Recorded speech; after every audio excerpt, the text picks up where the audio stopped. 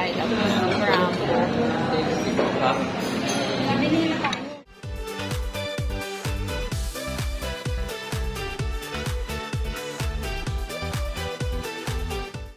Hello guys! Welcome back to my channel! For today's vlog ay i-review natin itong Piccolo Hotel sa Station 2 ng Boracay.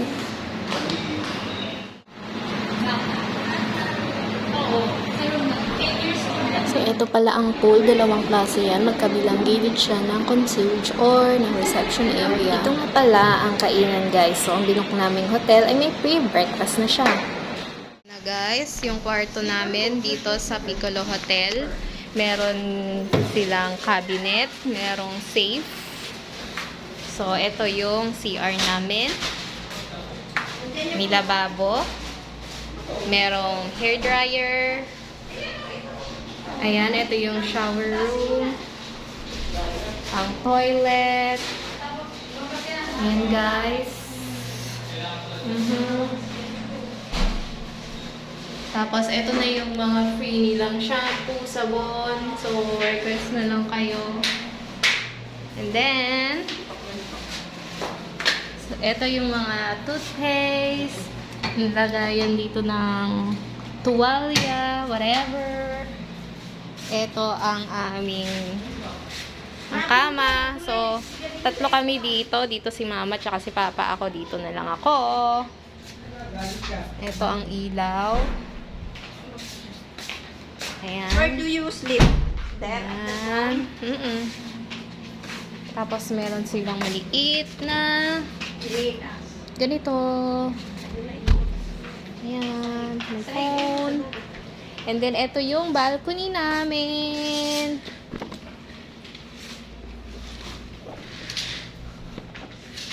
Hindi ko mabuksan. So, ito ang aming balcony. Oh my gosh! Buksan natin. Mabuksan ba? Ay, baka nasa kabila. Ito. So, ayan. Mamaya ako na mabuksan. So, ayan. Diba? Nandito lang kami sa swimming pool. Ayun.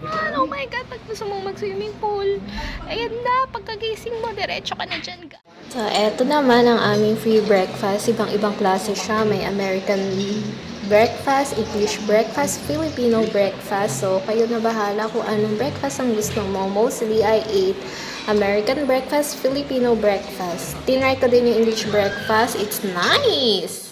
So, eto guys, ang kanilang American breakfast. Meron siyang bacon, egg, butter, bread.